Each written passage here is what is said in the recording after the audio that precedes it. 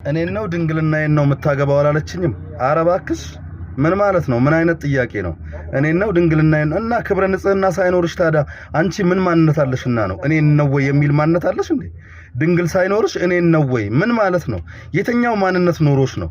ድንግል ካልሆንሽ ማንነት የሚባል ነገር የለሽም። ስለዚህ እኔን ነው ወይ እኔን ነው የምታገባው ድንግልናዬን ነው የምታገባው? ኧረ እባክሽ ዊ ድንግል ካልሆንሽ ምንም አይነት ማንነት የሚከበር ጥሩ ስብዕና ጥሩ ማንነት ስላሌለሽ እኔን ነው ምናምን የሚል ነገር ስላሌለሽ እኔ ድንግልናሽን ነው ማገባው። አዎ እንደዛ ለምትል ሜንሽን አርግላት።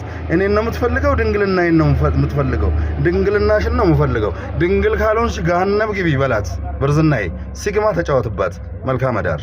እናይ ድንግል ሴት ካጣህ ቆመ ቀር እንጂ ማንም ጥቤ የተጫወተባትን ማንም የተጸዳዳባትን ማንም ጨምላቃ ማንም ጮምልቁልቅ ሲግማ የተጫወተባትን ማንም የማንም ሙድ መያዣ የሆነችን እንደገና ደግሞ አንተ ላይ ሙድ ለመያዝ እሷን ከምታገባ የእውነቴን ነው መነግርህ ቆመ ብትቀር ይሻላል። ያራዳ ልጅ ድንግል ሴት ካጣ ቆመ ብትቀር በቃ እንዲሁ እንደ አቋምህ ማለት ነው። በነገራችን ላይ ድንግል ያልሆነች ሴት የሚያገቡ ወንዶች አቋም የላቸውም፣ ልፍስፍስ ናቸው፣ ደካሞች ናቸው። ማንሳቱላ ስለማይችሉ ይመስላል። ልጅ ማግባት ያለባት የምትወደውን ሳይሆን እሱ የሚወዳትን ነው መሆን ያለበት። ሴቶች ብዙ ጊዜ የተሳሳተ ትዳር ውስጥ የሚወድቁት ለዚህ ነው።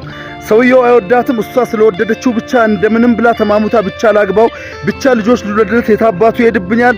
ወንድ ልጅ ካልወደደሽ ማለት ነው እድሜ ልክሽን ፊዳሽን ያበላሻል፣ ስቃይሽን ያሳይሻል። ስለዚህ ሴቶችዬ እናንተ ያፈቀራችሁትን ሳይሆን ሰውየው ያፈቅረኛል ወይ ይሄንን አረጋግጣችሁ ትዳር ውስጥ ግቡ። ሰውየው ካላፈቀረሽ ከአላህ በታች ከፈጣሪ በታች የሚያኖርሽ እሱ ነው። ማይወድሽ ማያፈቅርሽ ከሆነ ስቃይሽን ነው የሚያሳይሽ ወላሂ ላዚም።